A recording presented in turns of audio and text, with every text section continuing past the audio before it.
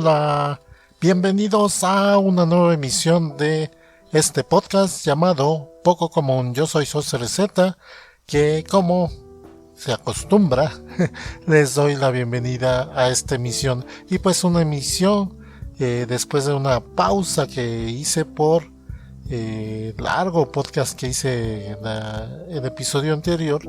Y pues compensándolo voy a hacer en esta ocasión un podcast de corta duración. Así que pues vamos al audio de intro para empezar.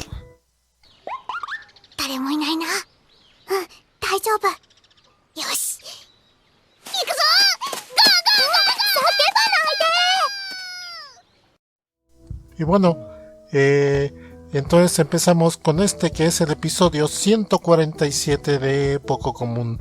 Y en esta ocasión pues es un tema más de nostalgia y pues un poco de compartirles mis experiencias, mis vivencias de cierta época. En este caso voy a hablar de la época que comprendería, en cuestión de cultural y de estilo de vida y de tendencias y todo eso que se dio en la transición de décadas entre los 80s y los 90s.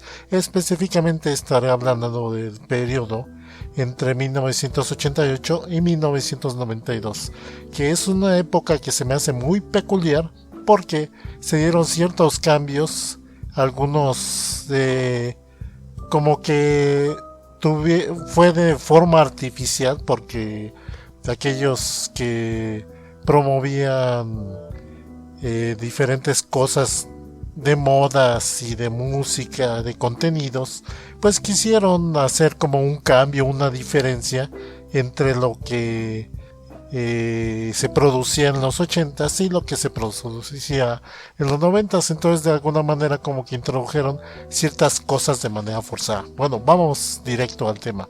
En sí, empecemos, vamos por diferentes aspectos. Más que nada la transición de los 80s a los 90s,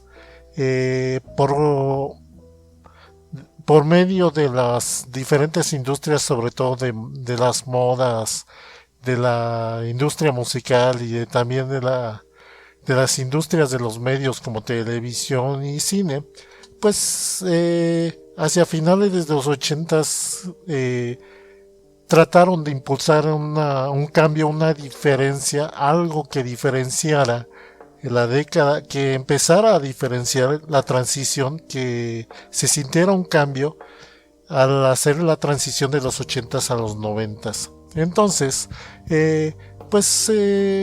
teníamos ya las clásicas modas de los 80s, donde pues aquellos ropas con hombreras altas, colores muy brillantes, colores neón como se les llamaban, o fluorescentes en la ropa, pero que era ropa pues holgada y un tanto como estilo urbano, pero urbano más formal se podría considerar. Y por el lado de la música había lo que en cuanto a rock, sí había rock, había hard rock, bueno, muchos de los géneros, los géneros más predominantes eran el glam rock y obviamente las vertientes de metal también, y sobre todo música electrónica que ya empezaba a evolucionar desde la música progresiva, pasando por el high energy y todas esas músicas un tanto alternativas que no eran, que se escuchaban si bien en los centros nocturnos, pero que no se escuchaban tanto en la radio, y sobre todo pues la música pop de los 80s, por los más famosos cantantes de esa época como Madonna, Michael Jackson, y esta Cyndi Lauper, y muchos otros que pues estaban sacando sus diferentes y sus materiales que a la larga fueron más famosos. Pero bueno, con la transición de los 80s, sobre todo en el 88, por un lado se empezó a dar una evolución de alguna manera pues lógica a la música pop al empezarse a mezclar y hacerse más compleja con otros géneros, con otros formatos y con otros sonidos, empezando a meter un poco más de sonidos electrónicos a la música pop. Ya estaba menos ligada a la música rock y más ligada a la música electrónica. Sin embargo, algo que todavía se preservaba en los 80s, a finales de los 80s, era que muchos de los intérpretes, de los cantantes de pop, en la gran mayoría, estaban involucrados en cierta medida en la producción, en la creación de la música que ellos interpretaban. Obviamente, como muchos artistas pop, más que nada obedecían a sus productores y pues se apoyaban mucho en compositores y músicos que pues les hacían los arreglos y la música, pero sin embargo siempre había como que cierta realimentación, como que cierto involucramiento de los cantantes de pop en la música que se creaba para ellos. Entonces pues era algo que todavía se tenía esa bondad. Y por otro lado, para finales de los 80s, surgieron algunos cantantes que se hicieron sobre todo famosos precisamente en ese periodo de transición entre los 80s y los 90s. Como ejemplos podría mencionar Paula Abdul o de Suecia Roxette, que pues era más tendiendo hacia el rock, pero que a final de cuentas era pop. Y también por el lado del rap, del hip hop, pero más estilo pop, pues Bobby Brown. Y pues a propósito del hip hop, pues para finales de los 80s, principios de los 90s, se empezó a hacer más comercial y a hacer más popular la introducción del hip hop. Se hizo más mainstream la música hip hop. Por un lado, con algunos cantantes que sacaron unos cuantos éxitos. Por ejemplo, Nene Cherry con el Buffalo Stance. Y recordemos que a principios de los 90s o por el 89 salió el grupos como Technotronics. Entonces, pues todo este sonido house y hip hop, sobre todo house, porque también, sí, cierto, estoy confundiendo. Algunos de estos cantantes que mencioné eran de house. Entonces empezó a escuchar mucho la música house. Y sin embargo, y regresando al hip hop, sí se trató de impulsar más el rap a finales de los 80s, más sobre todo a principios de los 90s. ¿Por qué? Porque mucha de la industria musical de las disqueras, de las grandes disqueras, querían poner de moda o hacer tendencia pues la música rap en todo, pero no música rap en el formato o en el estilo que conocemos actualmente o en el estilo más transgresor, sino un rap muy comercial, donde metían a cantantes que normalmente no se identificarían con la escena rap más underground, más alternativos, sino cantantes de rap que tenían una imagen y una presentación más popera. Entonces veíamos música rap, mal rap, por cierto, mucho de ese rap era malo, sobre todo el más comercial. Y te lo metían en todo, o sea, había cantantes de todo tipo que se pretendían rapear. Era muy forzado como los hacían rapear a muchos cantantes, incluyendo en español. De hecho, por culpa de esta moda, de esta tendencia, surgieron obviamente cantantes como, o se hicieron famosos cantantes como obviamente MC Hammer y Vanilla Ice, y en español, pues por culpa de esta moda, se hizo famoso y se comercializó el grupo este de Caló. Sí, estos raperos entre comillas, que eran muy comerciales, eran como el rap de Televisa, así bien chafota. Entonces, bueno, pues ahí como que metían rap en todo. Y tanto así que que en el soundtrack de muchas películas hacían versiones rap de cualquier canción. Metían rap en todo. También en los comerciales era bien común que los jingles para sonar actuales y bien, bien a la moda, bien cool,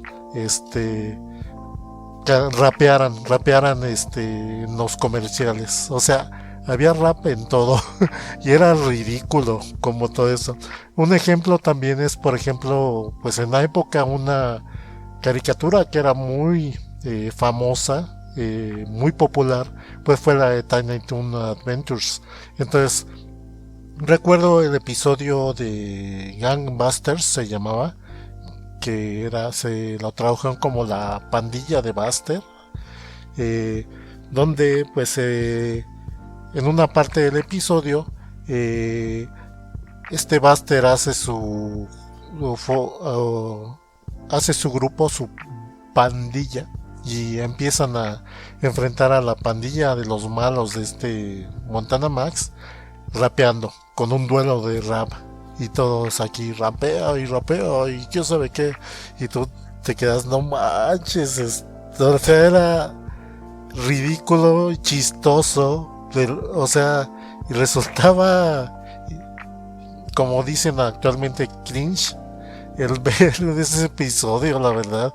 De hecho, vean ese episodio y van a ver qué cringe está todo eso, bien forzado todo el rollo del rap. Y por cierto, ahí también se ve los estilos de moda de ropa también que se querían introducir. Que vivimos sobre todo, por ejemplo, con Vanilla Ice y con MC Hammer, esta forma de vestir, y sobre todo ropa con combinación de color negro con un color neón, amarillo, verde, rosa, naranja, neón. Era la moda que la ropa llevara algo de color neón. Y ya para los 90 se empezaron a introducir un poco también ropas que eran como que una mezcla, como que querían ser por ejemplo, estas sudaderas con gorro, las hacían, pero las hacían con patrones o con, por ejemplo, mangas de diferentes colores, y y la ropa y la parte del pecho con dos diferentes cortes de tela de diferentes colores. O sea, chistes era que fuera muy llamativo, muy pues un tanto inspirado en dar esa imagen como de rap. Y mucha de la ropa que se usaba pues era así. Y también se metieron mucho o continuó la moda de los pantalones deslavados, o sea, los pantalones que tenían un color azul desgastado, y también que pues aquí se empezó a promover más la moda de los pantalones rotos, que fue pues lo principal.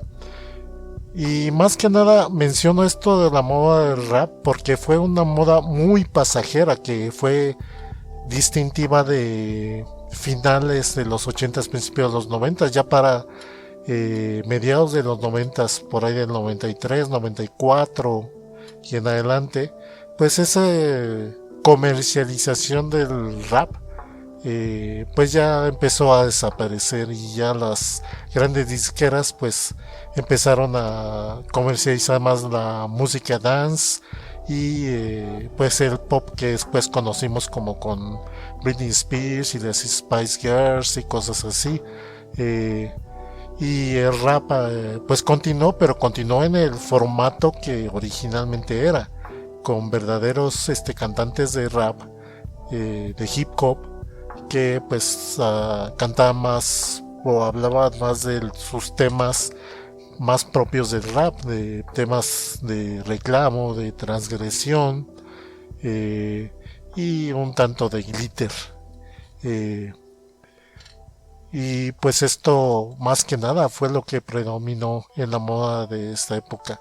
Ahora bien, en cuanto a cine y cómics, hay que mencionar sobre todo el surgimiento de, creo que la película que fue pues la principal relevante de que se diera un cambio en la percepción de los cómics, y me refiero a la película de Batman de 1989 de Tim Burton.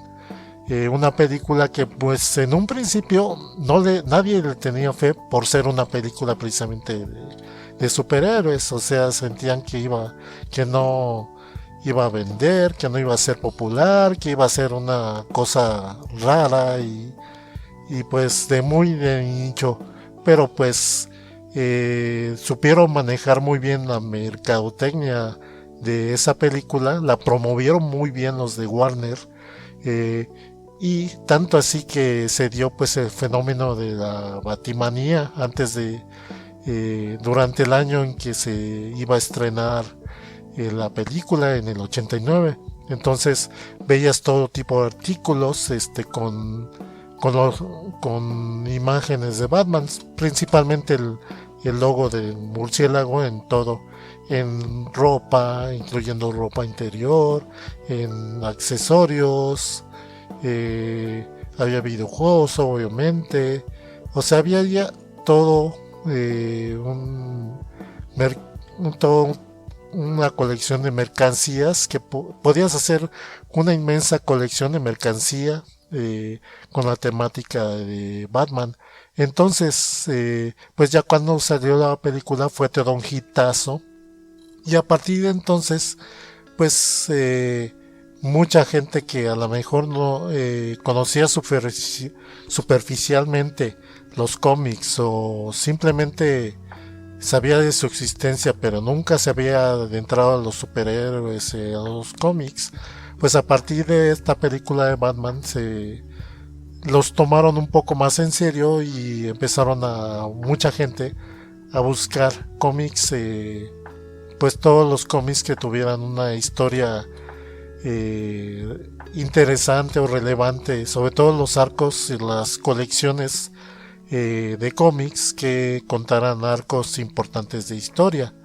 Y pues también esto sirvió de pretexto o de preludio para que pocos años después también los de DC se animaran a publicar La muerte de Superman, que pues en su momento causó un gran impacto, pero que a la larga ya sabemos que pues se diluyó la fama o el impacto que podría haber tenido este suceso, y más cuando a final de cuentas todo terminó regresando a su estado anterior en este universo. Y pues a partir de entonces pues se empezaron a querer producir otros éxitos, querer producir en varios medios, el reproducir sobre todo el éxito de Batman. Por ejemplo, tuvimos la película de Dick Tracy que intentó ser, como está basada en un cómic, intentó ser como o replicar el éxito de la película original de Batman. Y aparte de que años después salió la de Batman Returns, que igualmente fue buena, pero la estética y la trama sobre todo estuvieron más apegados a las preferencias, a los formatos, a los estilos de más propio de Tim Burton. Entonces fue una película mucho más sombría que la primera. Entonces, pues sí, como que hubo gente que sí como que sentía que, o sea, quería, mucha gente, pues audiencia de primera vez que vio la primera película de Batman, y que no están obviamente acostumbrados al estilo de Tim Burton, eh, pues les causó ruido, que no tuviera ese estilo un poco más ligero de la primera película. Pero a final de cuentas fue un buen éxito. Aparte de esto, tuvimos pues series en televisión de superhéroes, ya más series de televisión en superhéroes. Obviamente empezando por la serie animada de Batman. Y posteriormente también series de live action, o sea, con actores como The Flash, la serie de los noventas de Flash, y posteriormente, ya más tardíamente, saldría la serie de Lois y Clark, esa serie con actores de Superman. Eh, y pues muchas de las series de superhéroes como que se estaban inspirando en ese estilo de ambientación y de narrativa de la película de 1989 de Batman. Eh, y pues esto es más que nada lo que causó todo ese interés en la industria del cómic y todas sus adaptaciones a diferentes medios, que pues gracias a eso se ha mantenido cierto interés en la industria y pues hubo por lo tanto muchas versiones o muchas continuaciones de la película de Batman. Ya sabemos los diferentes resultados y diferentes títulos que salieron.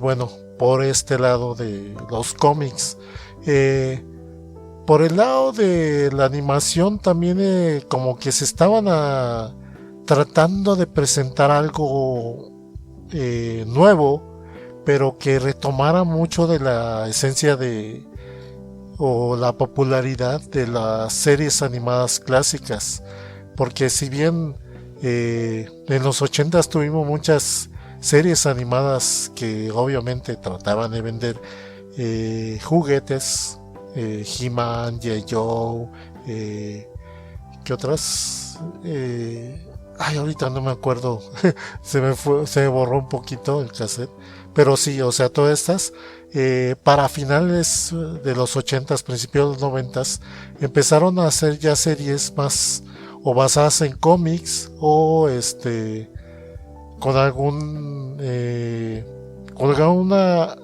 que tuvieran alguna historia un poco más desarrollada y elaborada. De aquí que surgiera, por ejemplo, la serie animada de las Tortugas Ninja, de Teenage Mutant Ninja Turtles, que le resultó bastante bien y que fue todo un fenómeno, que gracias a esa serie animada pues hubo, a partir de entonces fue una franquicia súper famosa que pues ha seguido hasta nuestros días. Y pues una historia bastante inusual para la época, y a partir del éxito de las Tortugas Ninja pues muchas series animadas de ese entonces trataron de imitar la fórmula. Eso por ese lado de las series animadas, pero también por ejemplo teníamos ejemplos hablando de tratar de revivir viejas glorias, con la serie precisamente de Tiny Toon Adventures, que era como renovar todo el formato de los Looney Tunes, y o sea, sacar una versión actualizada de los Looney Tunes, o por ejemplo Disney, que se atrevió pues a hacer series animadas como DuckTales, o sea, Patoaventuras, la de los osos Gomi, la de los Wuzzles, la de Tailspin o ¿qué? Aventureros del Aire, la de Darwin Duck o el pato de Darwin, eh, y, y pues fue también algo que no se esperaba de Disney para televisión, porque Recordemos que hasta entonces, por lo regular, Disney no se dedicaba mucho a hacer animaciones para televisión. Por lo regular, pues ellos en su formato clásico se dedicaban a hacer producciones cinematográficas, pura animación para cine. Eh, y la poca animación que había para televisión era nuevamente reformateo de sus cortos animados que tenían de hace mucho tiempo atrás. Era muy poco el contenido animado que creaban para televisión. Eh, y pues esto fueron todas estas transiciones de los 80s a los 90s, pero y a final de cuentas lo que también quiero resaltar es lo peculiar de esta época que fue en esta transición de décadas de los 80s a los 90s, de que aparecieron diferentes expresiones y diferentes contenidos que pues no existían, que, que fueron momentáneos, fueron de ese periodo de años y que no perduraron, no siguieron de moda y permanecieron y que solo surgieron específicamente en esa época. También por los videojuegos, por ejemplo, estamos teniendo la transición de lo que eran las consolas clásicas de los 8 bits y con el NES y con el Master System, que pues ese solo en ciertas regiones del mundo tuvo éxito, a lo que ya serían las consolas de 16 bits, el Genesis, el PC Engine o o TurboGrafx, el Super Nintendo. Entonces aquí fue cuando salieron estas consolas de 16 bits, que pues tuvieron ya versiones de videojuegos que de entrada, por ejemplo, cuando fueron las consolas de 8 bits, todavía se solía hacer muchas adaptaciones de videojuegos de arcade a consolas. O sea, en las consolas de 8 bits fue cuando empezaron a hacer videojuegos específicamente hechos para consolas, porque porque todavía en esa época todavía muchos de los videojuegos que veíamos en consolas eran adaptaciones de arcade. eh, y pues con este nuevo mercado de los videojuegos en consola casera, pues las compañías empezaron a hacer versiones de títulos específicamente hechos para consolas, incluso las adaptaciones de arcade. Entonces ya para la era de los 16 bits, pues ya los videojuegos, ya los títulos que salían para las consolas estaban ya más específicamente hechos para las consolas, aunque seguían habiendo adaptaciones de videojuegos de arcade. Ya no eran como que el único tipo de títulos que eran los más importantes para las consolas, sino que ya había muchos títulos hechos específicamente para cada consola, títulos que muchas veces tenían la necesidad de que tuvieran la capacidad de guardar el juego o passwords. O sea, eran juegos largos o eran juegos que pues eran más pausados y más basados en alguna historia o cosas así. O sea, ya no eran solo los típicos juegos tipo arcade.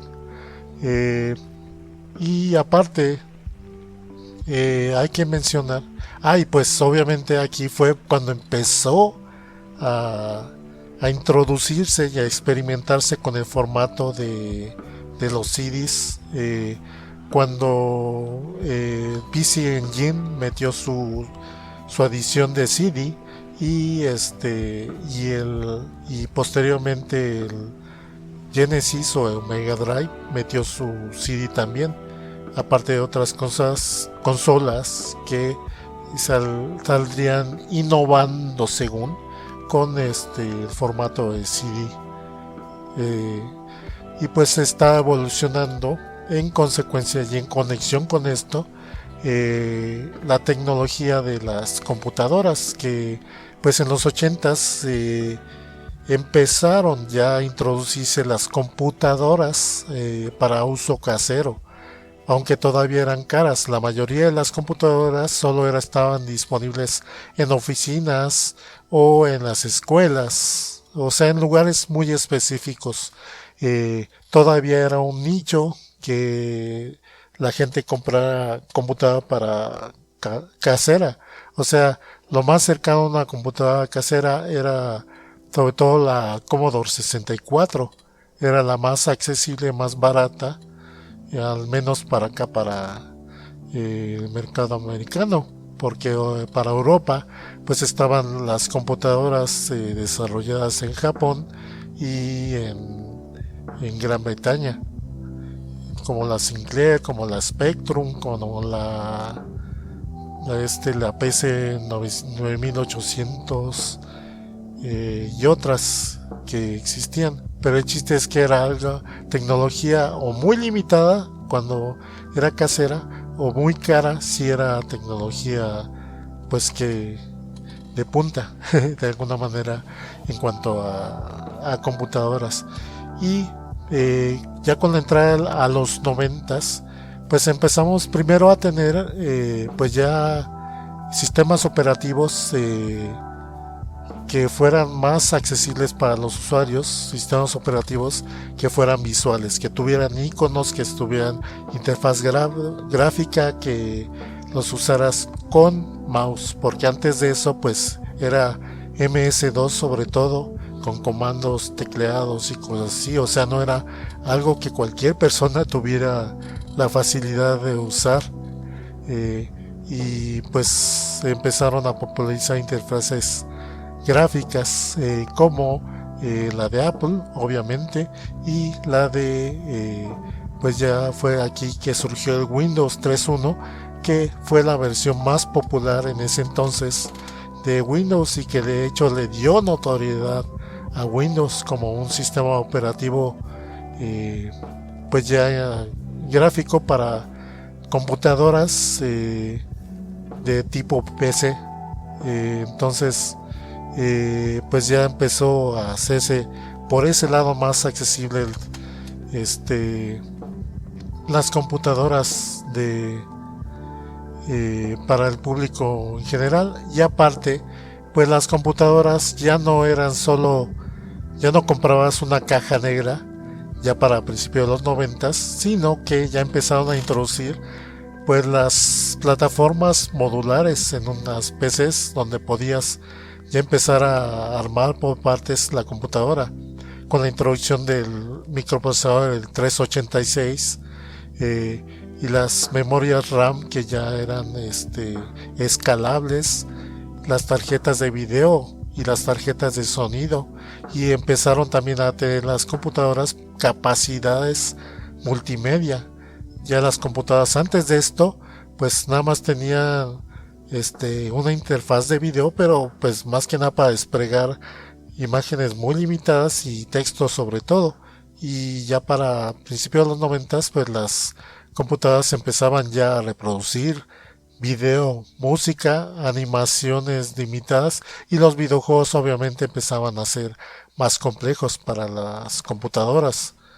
Entonces, y aparte pues ya las computadoras tenían ya con el hardware que empezaban a tener pues capacidades ya multimedia, ya tarjetas de video con memoria propia y memoria ya más extensa, que le permitía ya hacer operaciones más complejas, desplegar gráficos más detallados, con más colores, y en algunos casos ya reproducir video y otras cosas así, pues capacidades multimedias. Y se empezaron a introducir y a popularizar las tarjetas de sonido, porque pues antes las computadoras pues nadie pensaba en tener una computadora que reprodujera música, que reprodujera efectos de sonido. O sea, las computadoras nada más hacían sus bips en la bocina que traían por defecto. Pero ya al empezar a introducirse y popularizarse las tarjetas de sonido, pues ya empezaron a tener esta capacidad las computadoras de reproducir música y hacer sonidos más complejos. Y pues sí, o sea, ya a principios de los 90 ya las computadoras con todos estos cambios empezaron ya a ser más accesibles, más amigables y más pues más baratas para los usuarios caseros. Ya poco a poco la gente empezaba a querer, a interesarse, a necesitar tener una computadora en casa, porque antes de esto pues la computadora se veía como un gasto de lujo, un gasto caro que no todos necesitaban. Y aparte hay que recordar que a principios de los 90 también, bueno, finales de los 80 se liberó ya el internet ya para un uso más general, porque si bien ya existía de hace varios años atrás, el internet era más que para uso muy limitado para universidades, para la milicia y las industrias de tecnología, para investigación científica. Y ya a principios de los 90 empezaron ya a existir proveedores privados de internet. Ya empezábamos a tener acceso, aunque todavía era muy caro la tecnología y el servicio, pero ya se empezaba a introducir pues el uso del internet ya para la gente común. Entonces también aquí se vio este cambio tecnológico. Entonces nada más para que vean todos los cambios que se dieron en estos años. Y pues más que nada un poco este panorama. Y ya con esto yo creo ya voy cerrando este podcast. Ya nada más hacer una mención así muy corta que en anime pues se empezó a dar un cambio, pero tardó un poco más. No fue ya a finales de los 80s, sino ya fue entrando los 90s que empezó a darse el cambio en cuanto al estilo de animación, el tipo de historias, que por cierto ya las series animadas ya empezaban, pues ya era de consumo más general y de producción más general, que hubiera series de anime hechas específicamente para videos, que ya no hubiera solo series de anime creadas para televisión o para cine, sino ya también series de anime de corta duración creadas específicamente para comprarse, para consumirse en video. Entonces también fue introducción, y más que nada ya en los finales de los 80s, principios de los 90s, pues ya se generalizó el uso de videocaseteras en los hogares. O sea, ya medio mundo ya tenía cómo ver videos, películas en sus hogares, y también pues se generalizó el consumo de el formato de CD, principalmente para música. Y entonces, pues todos estos cambios tecnológicos, el anime ya para los 90s pues tendría técnicas más refinadas de ilustración, de animación, pero aún seguía siendo hecha a mano, pero ya con mayor cuidado de detalle, de secuencias animadas, y ya incluso había cierta confusión entre producciones de anime con videojuegos y cosas así. Digo, nada más para darles una idea de todo lo que fue. Y aparte de que pues con la existencia de las series animadas para video, pues empezó a producir cierto tipo de historias que en el pasado no serían admitibles para transmitirse en televisión.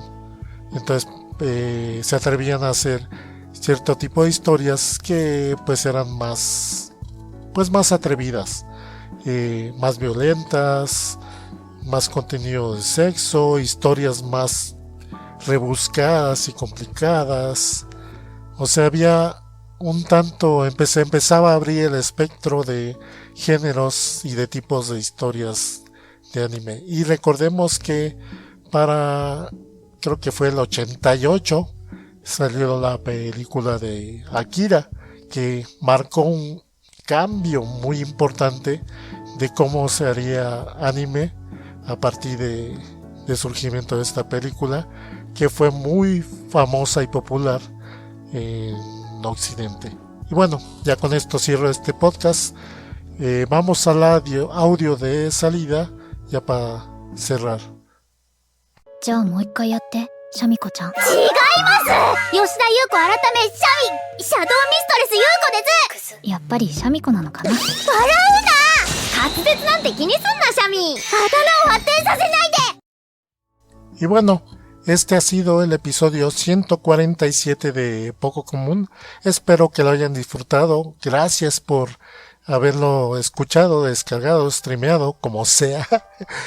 También aquellos que me hayan dejado sus likes y que hayan compartido el audio.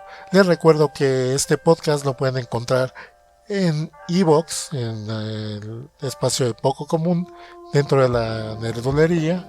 También que lo pueden descargar en las principales plataformas como Apple Podcasts, Google Podcast, Spotify. Y también que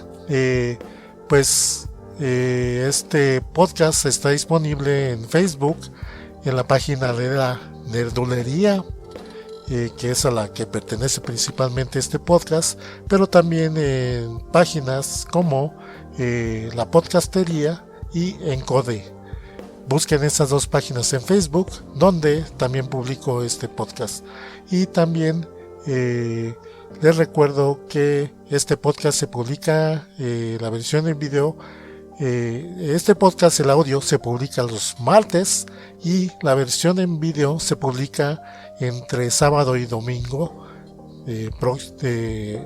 posterior a la publicación del audio.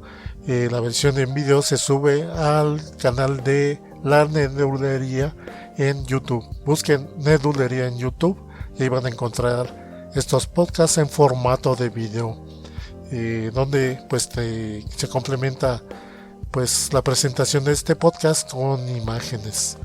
Les recuerdo que también tengo streams en vivo de videojuegos, donde principalmente juego videojuegos los miércoles y domingos en Twitch, en mi página, mi canal de Twitch, que es Sorcerer Z, la letra Z, Sorcerer Z, todo de corrido, la letra Z al final. Y que también pues tengo mi canal de YouTube, que lo pueden encontrar como Sorcerer espacio Z, la palabra Z, Sorcerer espacio Z, así lo pueden encontrar. Y mis streams de Diezía en Twitch son los miércoles y domingos a partir de las 10 p.m. hora central de México, para que me acompañen en mi vivo, a ver cómo juego y también para que pues conversemos mientras tengo estas partidas. Gracias por descargar escuchar este audio. Y primero vamos a los likes. En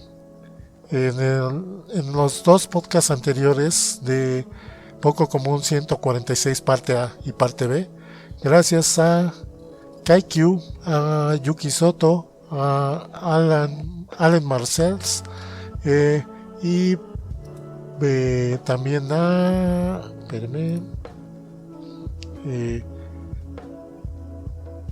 también a Gold 21, y Jorge Cruz también. Muchas gracias, y a Goku y a otro nivel también por compartir podcast. Muchas gracias. Por cierto, también, a ver, creo que sí, principalmente a todos ustedes, muchas gracias por escuchar y por compartir y por dar like al podcast.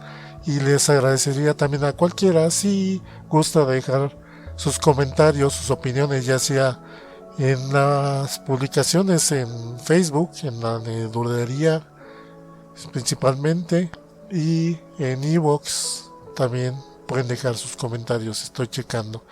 Gracias y nos estamos viendo hasta la próxima. Cuídense.